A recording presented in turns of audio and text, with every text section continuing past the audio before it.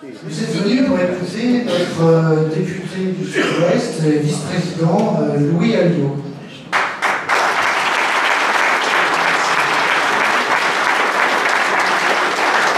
Merci à toutes et à tous d'être venus. Un dimanche consacré un peu de temps à faire de la politique. Il y a quelques remerciements à faire.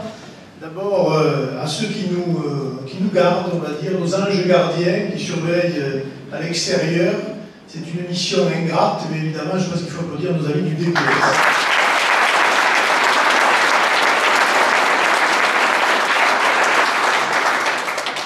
Applaudir aussi tous ceux qui vont avoir leur tête sur une affiche, peut-être pour la première fois, c'est-à-dire les candidats aux élections départementales. Ça va être pour beaucoup, on pourrait dire, un saut dans l'inconnu, mais je suis persuadé qu'ils seront happés par le virus de la politique et que ce ne sera pas évidemment leur dernière candidature. En tout cas, je les félicite parce que je sais ce que ça fait que de se présenter à une élection. N'ayez pas peur, quand même, ce n'est rien, vous savez. Et je crois que nous sommes en démocratie quand même encore un peu et qu'on a tout à fait le droit de se présenter à une élection. Donc félicitations en tout cas de la direction pour votre engagement au service de la commune.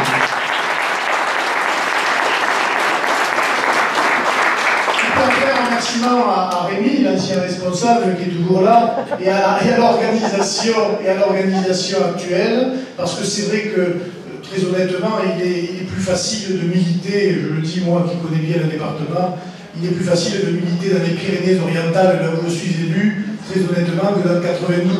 On s'aperçoit que, jusqu'à présent, les excellents scores que nous faisions dans le Pas-de-Calais, et puis dans le nord-est de la France et dans le sud-est, et puis maintenant un peu plus dans le sud-ouest, les bons scores remontent jusqu'à contaminer l'ouest, la Bretagne de Jean-Marie Le Pen, pour arriver in fine quand même, j'espère en Île-de-France et dans ce département du 92, où il est exact que si Marine Le Pen arrivait, où le Front National arrive à faire combien, tu as dit 10, ça voudrait dire qu'à l'échelle nationale, on est au moins à 40 ou 45, ce qui... mais trêve de plaisanterie, moi je crois qu'il va y avoir un lissage des scores et que le département du 92 n'échappera pas à la vague bleu marine qui se prépare pour les élections à venir. Mais après ces remerciements, il va falloir parler du fond du problème, et moi je vais y aller tout de suite et tout droit, même si je sais que je suis enregistré. Pour être tout à fait clair et tout à fait franc pour ceux qui en doutaient, moi je ne suis pas Charlie. Et j'espère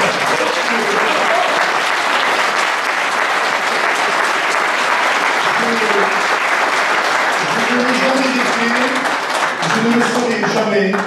Je trouve que c'était un journal particulièrement ignoble. Mais à la seule différence de nos adversaires politiques, je considérais évidemment qu'il avait le droit d'exister.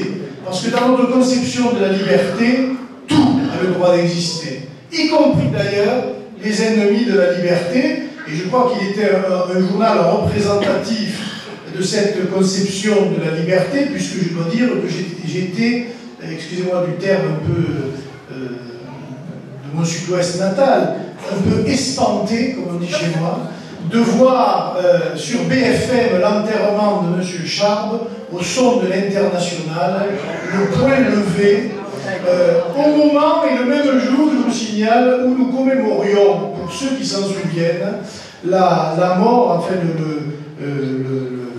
le suicide de monsieur qui s'appelait Jan Palach, qui était un jeune qui, contre l'Union soviétique communiste, s'était immolé par le feu en Tchécoslovaquie pour contester ce système totalitaire. Il y avait là un contraste assez saisissant entre la bourgeoisie qui se retrouvait à l'enterrement, parce que c'était tout à fait ça quand même, une espèce de bourgeoisie de gauche, ils étaient entre eux, ils se récitaient des leçons, ils écoutaient de la musique, on chantait un petit coup d'International, on bandait un petit coup Trotsky, un petit coup Lénine, tout cela d'une manière, voilà. Est-ce que vous imaginez l'inverse? À la télévision, un enterrement avec des chants nazis, des drapeaux nazis, des anciennes nazis. Non mais, parce que moi, dans mon esprit, je ne fais pas la différence entre l'un et l'autre. Donc, c'est pour ça que je suis choqué d'ailleurs.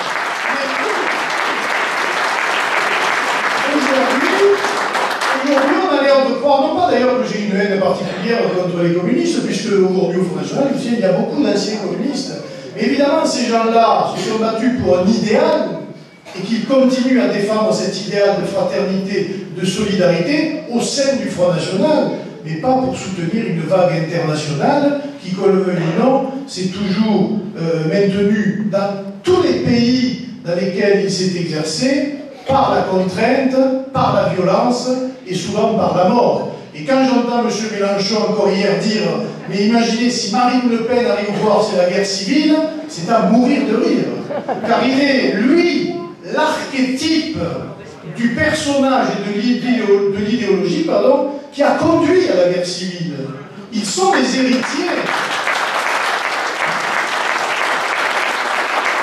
Ils sont les héritiers de Robespierre, ils sont les héritiers de la terreur, ils sont les héritiers des génocides de Vendée, ils sont les héritiers de la révolution de 17, ils sont les héritiers de Staline, ils sont les héritiers du Goulag, ils sont les héritiers de tout ça. C'est leur bilan à eux, c'est pas le nôtre. Nous, notre bilan, il n'est pas celui ni de Hitler, ni de Mussolini, tout ça nous est étranger, totalement étranger. Ils sont, eux, en revanche, les héritiers de cela. Et non seulement, chaque fois qu'ils ont pris le pouvoir, c'est vrai, c'est par la guerre et par la guerre civile. Le meilleur exemple, c'est quand même la révolution de 17, mais surtout ensuite, ils ont maintenu leur système politique par, la plupart du temps, la contrainte et un système totalitaire. Je crois qu'il n'y a pas une exception. Voilà, il n'y en a pas une. Ou alors vous me la citerez quand on discutera tout à l'heure, mais moi je n'en connais pas, hein, que ce soit en Russie, que ce soit à Cuba, que ce soit en Afrique quand ça a été transporté en Afrique, que ce soit en Indochine ou au Vietnam, etc. Partout, chaque fois, systématiquement, ce régime, cette idéologie s'est transformée en système totalitaire. Donc on ne vient pas nous raconter des salades, nous savons très bien qui sont les défenseurs de la liberté et qui sont les défenseurs d'une certaine conception de la liberté. Ça c'est Charlie. On ne défend une liberté que quand on est d'accord avec celle-là. Et eux, ils sont d'accord entre eux. Voilà, ils sont Charlie, mais entre eux. Car les autres, ils ne veulent pas les voir. Et là, nous avons assisté évidemment à une manipulation des esprits absolument monumentale. Et moi, je tiens à le dire et à témoigner parce que il y a eu plusieurs phases dans ces attentats que nous avons connus. Il y a eu d'abord l'effet de la sidération. D'abord, pour tout le monde. Et que ce soit à Paris, en province, il y a eu une psychose, mais les gens n'ont pas été effarés parce que c'était Charlie. Ils ont été effarés parce que au XXIe siècle, au cœur, dans la capitale de la France et de soi-disant de la République française, eh bien, vous pouvez vous faire tuer parce que vous avez caricaturé Mahomet, le prophète, d'une religion qui aujourd'hui est installée en France. Ça paraît absolument incroyable. Le problème, il est là. Il n'est pas de savoir si Charlie ou pas Charlie. Et d'ailleurs, sur cette conception de la liberté, nous sommes rejoints aujourd'hui par des intellectuels qui ne nous aiment pas beaucoup. Moi, je dois dire que j'ai été agréablement surpris par quelqu'un comme Michel Onfray. Le jour même, qui a dit clairement les choses. Parce que à la télévision, petit à petit, les premières victimes, c'est l'islam, etc. Non, Onfray a dit une chose juste, les premières victimes, ce sont les victimes. Voilà. Ensuite, on peut discuter du reste, mais les premières victimes, évidemment, ce sont les victimes elles-mêmes, et c'est par ailleurs notre conception de la liberté. La deuxième chose, moi, qui m'a effaré dans cette affaire, et que vous devez savoir, mais là je dois être attentif parce que je sais qu'il y a des questions sur le sujet. Nous avons le droit et le devoir de discuter de tout, et surtout de discuter d'une religion, si certaines choses de cette religion ne nous plaisent pas. Et ça, il faut que ce soit très clair. Mais il faut que ce soit très clair et le faire dans le respect de la loi. Parce que si vous ne le faites pas dans le respect de la loi, eh bien, je vais vous donner un exemple qui coûte cher. Pour avoir dit, Jean-Marie Le Pen, il y a quelques années, les musulmans sont 3 millions. Lorsqu'ils seront 9 millions, les Français descendront des trottoirs et raseront les murs. De propos qui vaut ce qu'il vaut. De propos. Il a été condamné à 3 mois et demi de prison avec sursis et 12 000 € d'amende.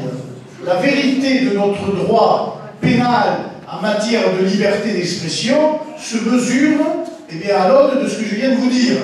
C'est donc qu'il ne faut pas raconter n'importe quoi et qu'il faut prendre des précautions d'usage en la matière pour ne pas, évidemment, tomber sous le coup de la loi. Parce qu'on peut dire beaucoup de choses, hein, et moi, sur la religion elle-même, je ne vois pas pourquoi on ne pourrait pas discuter de l'islam, alors qu'à longueur de journée, on discute ou on remet en cause les dogmes de l'Église, les dogmes de ceci, les dogmes de cela, on raille le Christ, on se fout du clergé, du pape, etc. Tout le monde a l'air de trouver ça normal, et tout d'un coup, au nom du non-amalgame, pas d'amalgame, alors là, on a le droit de discuter de rien. Mais moi, je dis que non, nous avons le droit de discuter de tout. Et que ce n'est pas à nous. C'est une bataille idéologique et politique. Voilà. Et ça, c'est une vraie bataille idéologique et politique. Parce que ce n'est pas qu'une affaire de religion. Parce que c'est vrai que la lecture du Coran et de l'islam, selon que vous soyez en Turquie, en Iran, en Syrie, du côté d'État islamique, en Tunisie, au Maroc, c'est pas la même lecture. Pas tout à fait la même lecture. Il y a plusieurs, évidemment, manières de voir les choses. Mais on a quand même le droit de se poser un certain nombre de questions par rapport à ce que nous voyons, ce que nous vivons. Par rapport à des choses qui se passent aujourd'hui dans le monde et qui nous menacent directement. Car les gens qui sont allés à Charlie Hebdo les tuer, les assassiner, ils y sont allés au nom de quelque chose de très précis. Ils n'y sont pas allés en tant que défenseurs de l'association des pêcheurs à la ligne ou des choses comme ça. Non, non, ils y sont allés, d'ailleurs en sortant, pour venger l'insulte qui a été faite au prophète, en l'occurrence, ils y sont allés pour le crime de blasphème. Car je rappelle que dans certains pays musulmans aujourd'hui dans le monde, le blasphème est puni de mort. Vous savez, chez nos amis d'Arabie Saoudite, par exemple, les grandes démocraties devant l'éternel, bon, les amis de M. Hollande, de M. Sarkozy, là, tous ces gens bien élevés, qui viennent investir des millions d'euros chez nous, nous acheter des armes, voilà, parce qu'il faut quand même vendre des armes, etc. Tous ces gens-là, c'est cet islam rigoriste qu'ils appliquent. Et nous, ne doit pas, en revanche, s'interdire de parler du reste. Moi, j'ai vu des textes admirables d'un certain nombre d'intellectuels musulmans, et j'en ai recommandé, Marine l'a recommandé systématiquement quand elle est passée à la télévision, la fameuse tribune de M. Mesri Attab, ancien ambassadeur de Tunisie à l'UNESCO, mais qui dit les choses d'une manière tout à fait claire, nette, précise, et il n'y a même pas matière d'en rajouter. Pourquoi on en est arrivé là? Le recul de nos démocraties face à la terreur et un certain nombre de réseaux installés sur notre sol. Et oui, comme d'ailleurs l'a dit le général Al-Sisi, le président égyptien, oui, aujourd'hui, il va falloir quand même qu'on discute en interne de notre religion, parce qu'il est anormal que ça se passe comme ça partout dans le monde et qu'il y ait autant de violence associée à la religion elle-même, et ça, c'est implacable. C'est indéniable, vous pouvez faire ce que vous voulez, et je peux vous dire que tous les musulmans qui sont chez nous, parce qu'évidemment il y a quand même des musulmans chez nous, bien français, disent qu'ils reconnaissent eux-mêmes qu'il y a un problème, et qu'ils ne se reconnaissent pas dans tout ce qu'ils peuvent voir à droite et à gauche. Mais là, mesdames et messieurs, il va falloir pointer la responsabilité de ceux qui dirigent la France depuis 40 ans. Voilà, la vérité, elle est là. Et quand la droite vient nous donner des leçons, ou quand la gauche vient nous donner des leçons, eh bien, il faut les remettre à leur place. Et là, vous avez, je dois dire, tous les arguments possibles et imaginables, parce que nous avons fait toutes les erreurs. Toutes les erreurs depuis 40 ans. La première erreur, c'est l'immigration. Évidemment. Parce qu'en laissant rentrer des vagues et des vagues et des vagues d'immigration, alors qu'il n'y avait pas de travail, pour les agglutiner dans un certain nombre de coins en France, où on a abdiqué en quelque sorte toute volonté de faire quelque chose, et où d'ailleurs on a subi aussi, par le fameux esprit de repentance que dénonçait M. Sarkozy à l'époque, on a laissé faire et se développer une contestation globale de la France et de son système de représentation. Ce n'est pas seulement une affaire de religion, moi j'aimerais que vous en soyez convaincus. Aujourd'hui, c'est une affaire un peu de religion, un peu de contestation de l'histoire de France, parce que dans les écoles aujourd'hui, à part la haine de la France, que leur apprend-on aux jeunes, soi-disant issus de l'immigration?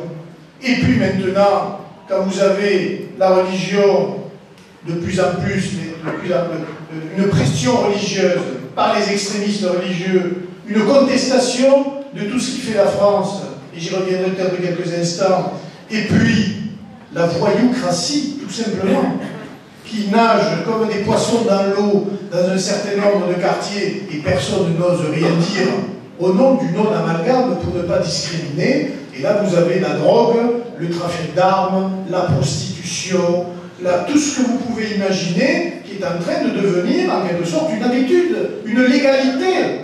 Et donc, il est plus facile, comme l'a dit un journaliste dans un débat il n'y a pas longtemps, un journaliste de Valeurs Actuelles, hein, il a dit il est plus facile dans certains quartiers d'aller acheter des kalachnikovs que des sandwichs au jambon.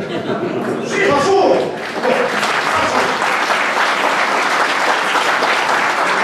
Mais tout cela, c'est le résultat de la politique de la droite et de la gauche depuis 40 ans. Et ils vont aller plus loin.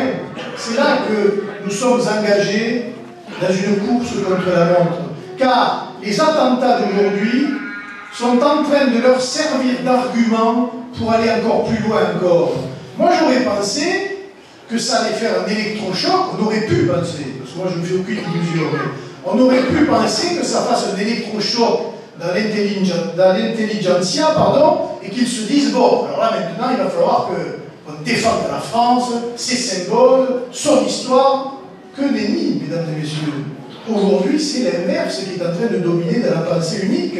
Ils sont en train de vouloir faire trois choses que je trouve extravagantes. La première, je dois dire que quelquefois il faut se pincer pour y croire, Madame Najat Vallaud-Belkacem a annoncé qu'ils allaient apprendre la laïcité aux professeurs d'école. C'est quand même extraordinaire. Moi je veux dire, il y a sûrement des instituteurs ou des professeurs dans la salle. Vraiment, on vous a pris pour des imbéciles, parce que si vous étiez professeur dans des écoles sans savoir que la France était un pays laïque et que représenter la laïcité, c'est gravissime. Bon, et j'imagine les professeurs qui vont aller faire quoi, 15 jours de formation sur la laïcité, et quand ils vont revenir dans leur classe, ils se feront insulter comme avant, hein, parce que le mal et le ver est dans le fruit, et que c'est pas parce qu'on vous a appris la laïcité que vous allez arriver à l'imposer à des classes qui sont déjà en dehors des clous depuis longtemps. Ça me paraît être une évidence. La deuxième chose, elle vient de la bouche de M. Klarsfeld, qui a eu une idée géniale, pas le fils, hein, le père. Il a dit, voilà, aujourd'hui, la Shoah est contestée dans les écoles. Nous savons par qui, nous, hein. D'ailleurs, M. Kuckerman l'a reconnu, il a dit que dans les écoles, c'était contesté en général par les enfants d'origine maghrébine et musulmane. C'est pas nous qui le disons, je le dis pour la caméra, hein. C'est pas nous qui le disons, je ne fais que répéter ce qu'ils disent. C'est eux. Bon, très bien. Alors lui, il en tire une conclusion qui ne paraît pas, il dit oui, mais là, il faut contourner l'obstacle. D'ailleurs, je suis en train d'en faire un papier, parce que je trouve ça gravissime. Parce qu'il faut maintenant et désormais leur faire comprendre que les crimes de la colonisation sont les mêmes que les crimes qu'il y a eu dans les camps de concentration. Ça, mesdames et messieurs, ça veut dire, écoutez bien, ça veut dire qu'on va associer l'histoire de France, parce que moi je ne prends pas position sur le bienfait ou pas de la colonisation, c'est un fait historique. Alors on peut tergiverser, on peut dire ce qu'on veut, etc. Mais eux, ils sont en train de faire désormais l'association camp d'extermination, colonisation, pour faire admettre à ces populations issues de notre ex-empire, mais que les Français se sont comportés comme des chiens, comme des salopards. Ça paraît incroyable. Eh bien, il a l'idée de génie, et qui est en train de sortir dans les lignes du pays, c'est celle-là où je trouve ça lamentable, et je trouve ça dangereux. Et en plus,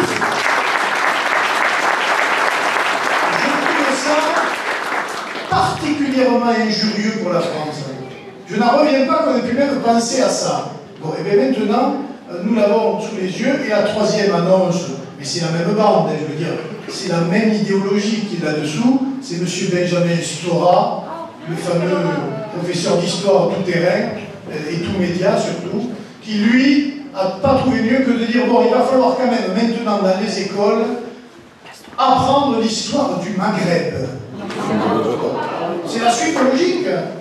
C'est-à-dire que petit à petit, et face à la démission de l'assimilation à la française, c'est-à-dire apprendre la Marseillaise, le drapeau, etc., et l'histoire de France, comme on enseigne de moins en moins l'histoire de France dans les écoles, puisque c'est mal, les rois, c'est abominable, l'absolutisme royal, c'était déjà les prémices de la dictature hitlérienne. Bon, la Révolution a tenté d'apporter des lumières, mais bon, on a vu que ça s'est mal terminé. Napoléon, abominable personnage, Napoléon.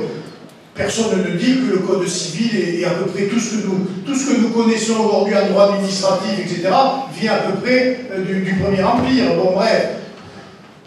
Les guerres la Première Guerre mondiale, là aussi, les Français se sont comportés comme des salopards. On est allé faire tuer des indigènes à notre place. C'est comme ça, hein, et c'est ça qu'on enseigne à l'école. Et puis la Seconde Guerre mondiale, c'est pareil, on en tire des films comme Indigènes, et on dit à des jeunes, vous vous rendez compte, ce sont vos grands-parents qu'on a exploités pendant longtemps, c'est eux qui sont venus sauver la France.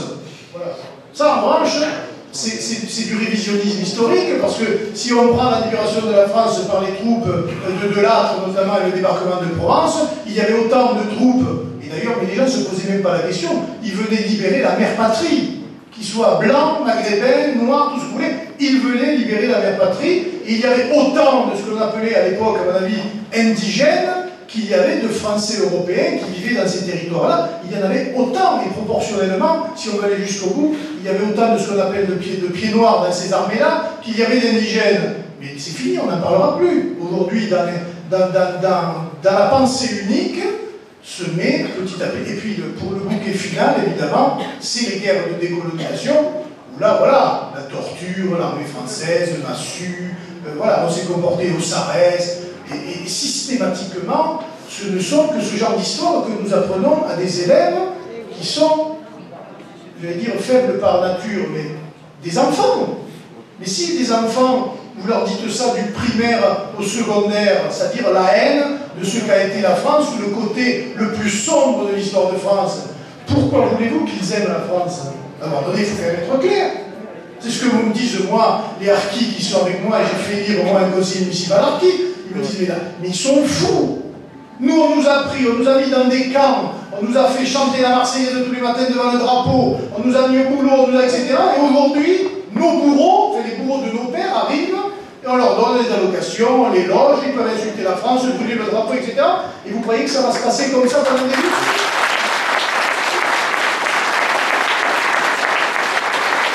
Mesdames et messieurs, c'est tout cela qui est en train de se passer.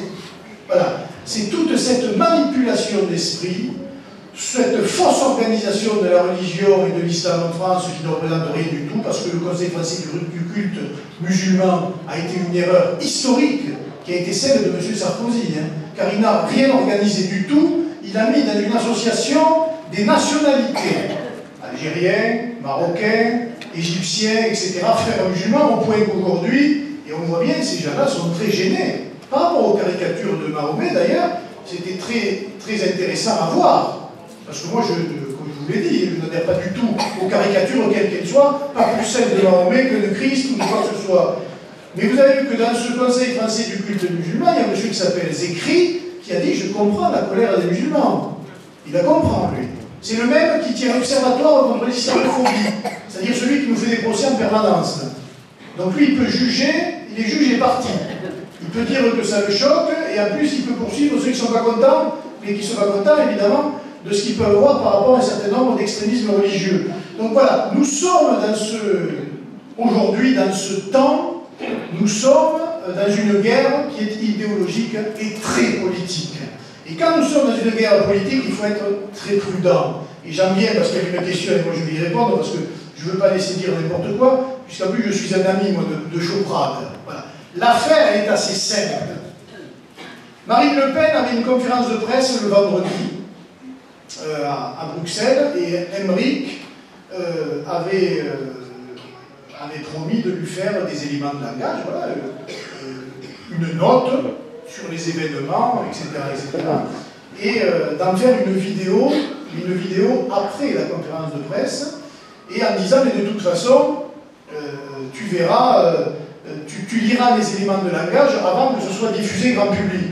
Or, le problème, c'est que cette vidéo a été diffusée grand public sans, pas la censure, le visionnage au moins par la présidente du Front National. Parce que là, nous ne sommes pas en matière de liberté. Il est conseiller spécial aux affaires internationales de Marine Le Pen. S'il n'était pas conseiller spécial, il fait ce qu'il veut. Et là, il est conseiller spécial. Mais ce que vous devez savoir aujourd'hui, c'est que les vidéos, et je le dis d'ailleurs, je sais que Carillon est au courant, mais s'il s'est fait tirer les oreilles quelquefois, il nous s'amoquine, les vidéos que vous mettez sur les sites du Front National, quand il n'y a pas de directeur de la publication, eh bien c'est le président du Front National qui est directement responsable. Vous le savez ça? C'est-à-dire que vous mettez une vidéo qui est punissable par la loi dans une fédération, dans le Cantal, vous avez la Ligue, les ligues diverses et variées qui sautent sur l'occasion, qui vous mettent au tribunal, et vous avez un procès du dirigeant, de la présidente du Front National, au risque, mesdames et messieurs, de l'inéligibilité. Parce que c'est pas là, on ne joue pas avec des condamnations, bon, on est condamné pour diffamation. Non, non, le risque là, il est sérieux. C'est pour ça qu'il faut être sérieux dans ce que nous disons et dans ce que nous faisons et dans les méthodes que nous utilisons. Moi, je ne suis pas, vous savez, je suis légaliste. Et je le suis d'autant plus que je pense que les Français nous regardent parce que nous ne ressemblons pas aux autres. Je le pense très sincèrement. Ils ont essayé la droite, ils ont essayé la gauche. De plus en plus, ils essaieront le Front National. Mais il faut que nous soyons irréprochables. Je pense, au demeurant, que nos idées, risque d'en choquer quelques-uns, ne sont ni de droite aujourd'hui ni de gauche. Voilà. Elles sont des idées de bon sens populaire. Et ces idées-là, elles sont partagées par beaucoup de gens qui viennent de la gauche, beaucoup de gens qui viennent de la droite. Et qu'en tout état de cause, on ne peut pas dire que nous sommes un parti de droite quand on voit à quoi ressemble la droite aujourd'hui. On ne peut pas dire non plus qu'on est un parti de gauche quand on voit à quoi ça ressemble la gauche aujourd'hui. On est une autre manière, une autre expression politique au sein du système français. Et je pense que nous sommes sur, j'allais dire, une ligne gagnante. Et cette ligne gagnante, elle doit, comment on pourrait dire, elle doit s'adresser à tous les Français. À tous les Français.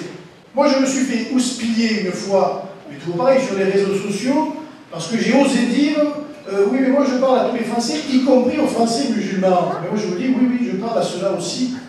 Évidemment que je parle à cela aussi. Pareil pour les histoires de caricatures, on m'a fait le reproche, je trouve évidemment scandaleux qu'on puisse, le jugement du tribunal de Cayenne par rapport à l'ancienne Cayenne, évidemment je trouve ça extravagant qu'on puisse condamner comme ça à des mois de prison et des condamnations, etc. Mais encore une fois, nous devons être exemplaires dans les discours que nous tenons, et la France, ne l'oubliez jamais, je ne dis pas ça parce qu'il y a Huguette devant moi, c'est aussi les dom-toms. Ces gens-là sont français, autant que nous. Autant que nous. Et ça, nous n'avons pas le droit de décevoir de ce point de vue-là. En revanche, il faut être extrêmement ferme. C'est-à-dire que ceux qui n'aiment pas la France, ceux qui ne se reconnaissent pas dans la France, ceux qui considèrent que leur religion est supérieure aux lois de la France et à la Constitution, eh bien ceux-là, mesdames et messieurs, ils doivent aller voir ailleurs si on y est. Mais ils n'ont rien à faire.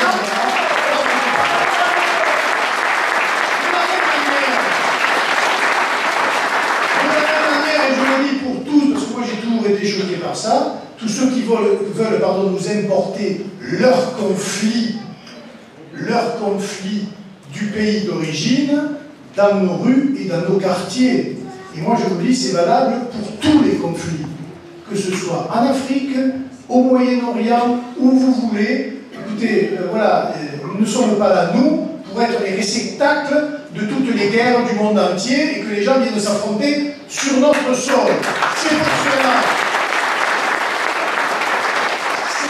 que nous avons toujours été très clairs par rapport à la présence de drapeaux étrangers sur notre sol et d'affrontements de drapeaux qui soient palestiniens, israéliens, irakiens, syriens, tout ce que vous voulez. Voilà, ici c'est la France et on doit respecter ce que nous sommes. Chacun a dans son cœur dans sa tête ou milite pour des causes qu'il juge justes, mais nous n'avons pas, nous, à départager les uns les autres chez nous. Ça, évidemment, ça revient à la politique étrangère de la France, au gouvernement français, et ça ne se gère pas dans les rues comme on peut le voir aujourd'hui, puisque dès qu'il y a un problème quelque part, il y a une manifestation. Quand ce n'est pas les Kurdes, c'est les Turcs, quand ce n'est pas les Turcs, c'est les Palestiniens, quand ce n'est pas les Palestiniens, c'est les Israéliens, quand ce n'est pas les Israéliens, c'est les Ivoiriens. Il y a toujours un pays qui manifeste en France pour faire valoir les conflits qu'il y a. Ça, mesdames et messieurs, on est en démocratie, ça existe, mais moi je le déplore. Et en tout cas, je suis pour que les pouvoirs publics, les gouvernements ne s'en mêlent pas. Et qu'en tout cas, les gens du Front National, eux encore moins que les autres. On a déjà fort à faire pour s'occuper des problèmes qu'il y a dans notre pays, pour ne pas aller en plus épouser la cause des uns ou des autres. Parce que là, c'est le meilleur moyen de nous diviser entre nous. Alors, évidemment, j'entendais le discours de notre ami tout à l'heure, il faut évidemment... On est obligé de s'ouvrir, je dis s'ouvrir. Quand vous faites 30 et plus %, nécessairement, vous avez des gens qui vont arriver d'ailleurs.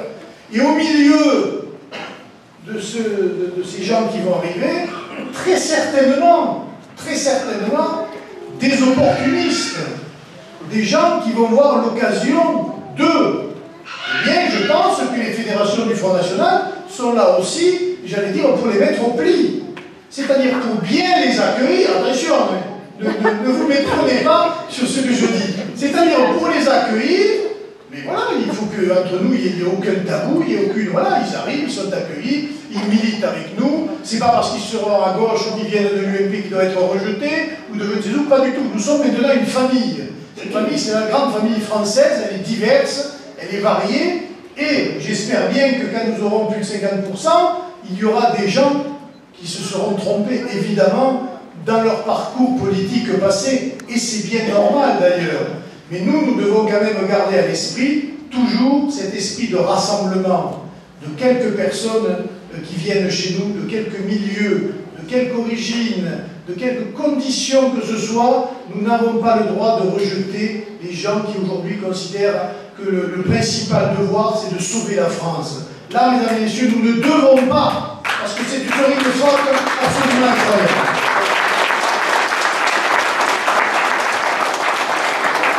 Et j'en termine parce que la galette ventre affamée d'un point d'oreille, mais sur l'affaire qui nous préoccupe aujourd'hui, plus ou moins, mais il y a d'abord l'élection partielle dans le Doubs.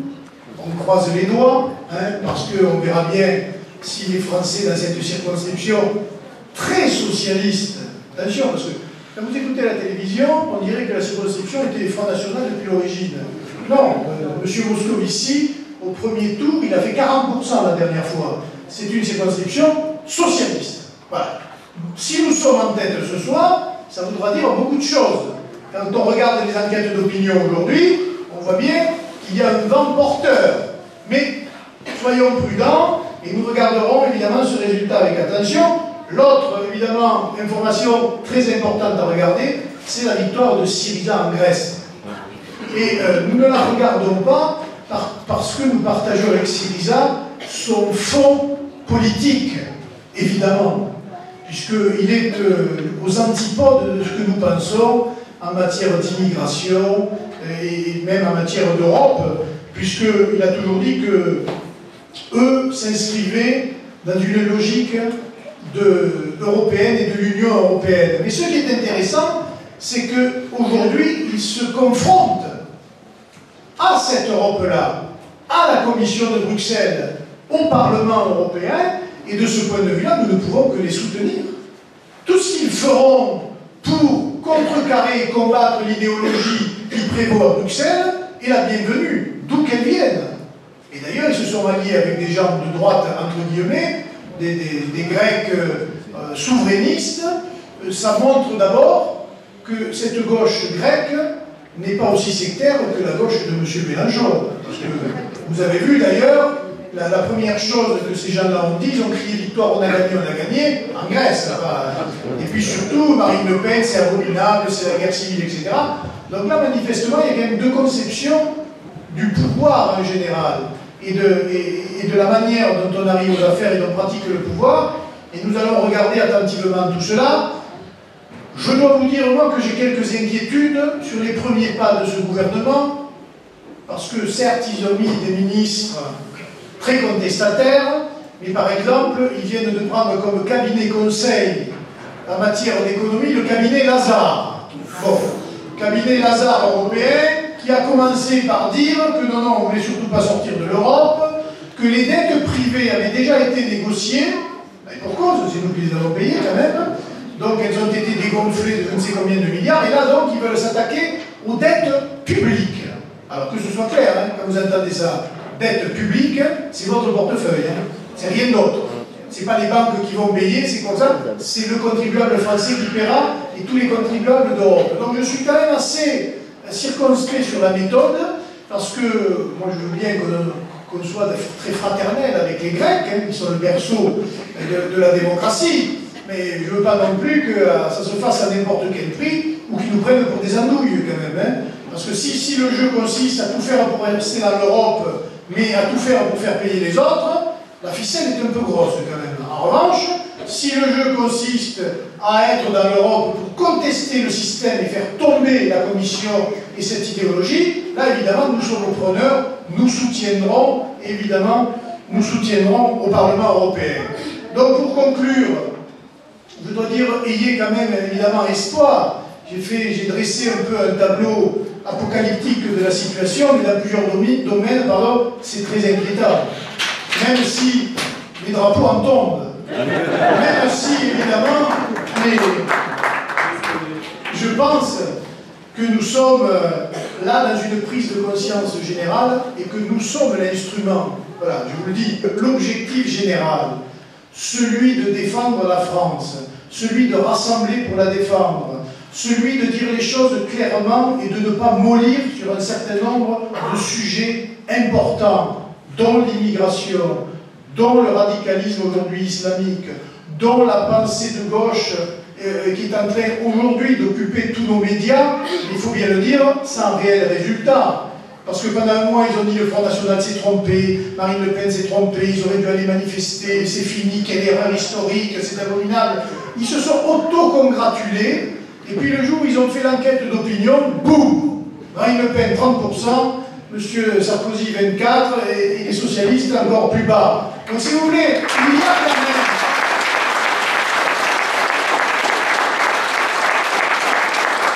a quand même dans le tréfonds du pays, des prises de conscience, un peu à la manière des tsunamis. Voilà. Vous ne voyez pas la vague qui va vous déferler à la figure, mais en revanche, vous avez bien senti les secousses du tremblement de terre qui précédait avant.